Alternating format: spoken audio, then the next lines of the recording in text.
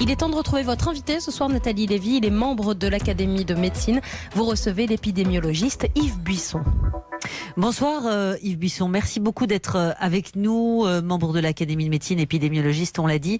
On commence à parler depuis une semaine maintenant de déconfinement. Avant d'aller sur la forme qu'il pourrait prendre, et même si Édouard Philippe a dit aujourd'hui, en fait il a rectifié le tir d'une certaine manière, il a dit le confinement va durer, n'est-ce pas dangereux de l'évoquer si tôt ? Bonsoir. Non, je pense qu'il faut y penser tout en disant que ce n'est pas pour demain, ce sera plutôt pour après-demain. Il faut y penser parce que, comme on le sait, gouverner, c'est prévoir. Et cette phase de déconfinement ne sera pas très facile à gérer, à aborder. Donc, il faut s'y préparer. Et puis, le déconfinement, c'est aussi un espoir. Et on sait que toutes les personnes qui vivent le confinement le vivent dans des conditions qui sont souvent extrêmement difficiles, pénibles. Et qu'il est bien de parler un petit peu du bout du tunnel. On ne l'aperçoit pas très bien encore, mais il arrivera. Alors, très concrètement, que recommandez-vous aujourd'hui, que recommande l'Académie de médecine en termes de protocole, justement, de déconfinement ? Alors, le protocole, d'abord, la question qui se pose, c'est quand pourrons-nous dire on commence à déconfiner, quand on lève le déconfinement.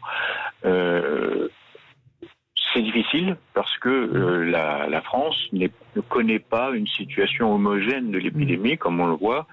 Certaines régions ont été beaucoup plus précocement et beaucoup plus durement frappées que d'autres.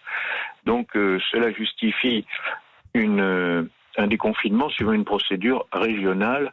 C'est une des options qui a été retenue et c'est celle que nous soutenons à l'Académie nationale de médecine parce qu'elle nous semble la plus facile, si on peut dire, facile entre guillemets, à mettre en œuvre avec les moyens que nous avons, avec les possibilités, notamment la préfecture de chaque région, l'agence régionale de santé, qui seront les acteurs essentiels pour mettre en œuvre cette politique de déconfinement.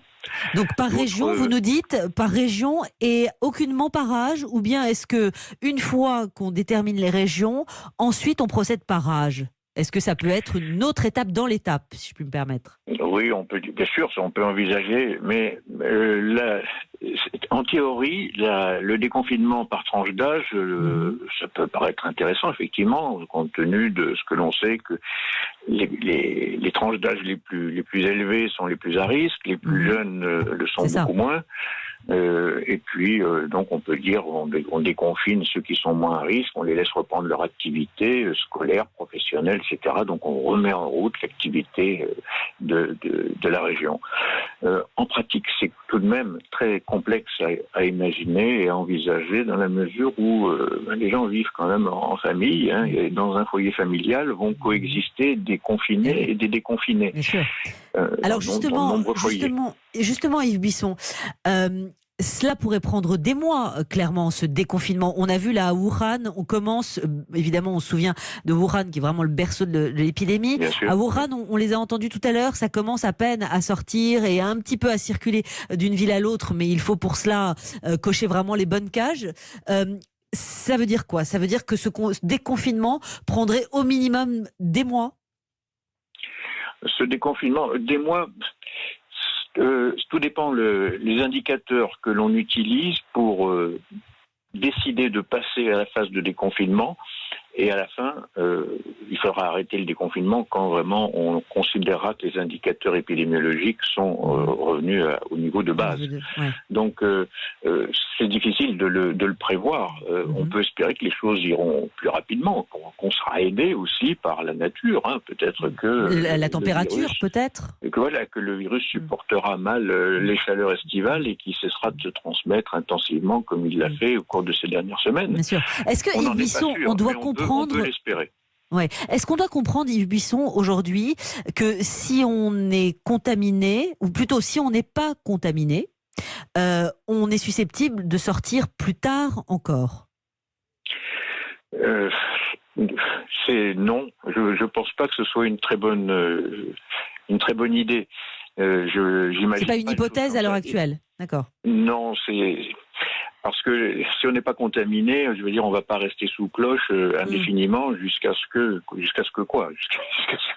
l'épidémie ait complètement disparu. Non, je pense que il faut raisonner de façon un petit peu globale en termes d'abord d'indicateurs hospitaliers. Ce qui a justifié, il ne faut pas oublier, ce qui a justifié la mesure actuelle de confinement, c'est de diminuer l'encombrement des hôpitaux et notamment des services de réanimation qui ont été obligés de faire des miracles pour pouvoir accueillir une surcharge de patients à intuber, ventilés, ce qu'ils n'avaient jamais eu. Donc c'est vraiment quelque chose d'absolument insupportable. Donc c'est la raison, ce qui a justifié le confinement. Je crois que donc le passage au déconfinement ne pourra s'envisager que lorsque les services de réanimation auront retrouvé un rythme d'activité normal. Quasiment celui qu'il était avant l'épidémie. On voit Yves Buisson, professeur, que de plus en plus de pays plaident désormais et même vont rendre obligatoire le port du masque. Ça va être le cas aussi à Nice. On l'a vu, c'est le cas en Israël à partir de dimanche, au Maroc. En France, on a encore du mal à être approvisionné en masques. Si chaque individu peut porter un masque, est-ce que ça va aider le process de déconfinement ? Personnellement, j'en suis persuadé, je ne suis pas le seul à en être persuadé. C'est vrai qu'on a eu des problèmes d'approvisionnement, donc même n'ayons pas peur des mots, de pénurie de masques de type protection FFP2 et de type chirurgical, anti-projection. Cette pénurie est en train progressivement de se réparer, mais ces masques doivent aller uniquement, prioritairement, aux services de soins hospitaliers et à tous les établissements de soins privés. Mais si tout le monde doit porter un masque, il faut se retourner vers les masques alternatifs. Oui, c'est ça. Donc les masques maison, bien sûr. Tout le monde peut se faire des masques. Il ne faut pas ergoter. On a tous chez soi de quoi se faire un masque. Maintenant, les tutoriels sont partout. On voit comment faire. Donc la décision peut être prise. J'espère vraiment très sincèrement que la décision sera prise pour la France comme elle a été dans d'autres pays, parce que cette décision de rendre obligatoire le masque aura un impact certain sur la diminution de la transmission, à condition de continuer de respecter les normes actuelles. Les normes, bien sûr, les gestes barrières, bien sûr. Voilà. Un dernier mot, Yves Buisson, épidémiologiste, membre de l'Académie de médecine. On attend une allocution d'Emmanuel Macron jeudi soir. Édouard Philippe a dit aux députés à l'Assemblée tout à l'heure que le confinement allait durer. Selon vous, le confinement est parti pour durer combien de temps en France ? Selon l'Académie de médecine aujourd'hui. Alors l'Académie de médecine n'a pas de boule de cristal. Nous, on est comme tout le monde. Mais il est certain que ça sera bien au-delà du 15 avril. Bien au-delà. Bien au-delà du 15 avril, je ne sais pas, sûrement entre le début mai, mi-mai, je ne sais pas exactement. Je n'ai pas les éléments pour pouvoir faire ces prévisions. Et si on fait ce genre de prévisions à partir de modélisation, on a quand même toujours beaucoup de chances de se tromper. Donc il faut excuser ma prudence, mais ça sera au-delà du 15 avril, c'est sûr. Merci beaucoup, elle est la bienvenue, cette prudence, elle est nécessaire, je crois, plus que jamais en ce moment. Merci beaucoup Yves Buisson de nous avoir répondu, en tout cas ce soir, notamment sur le protocole de déconfinement. Merci à vous.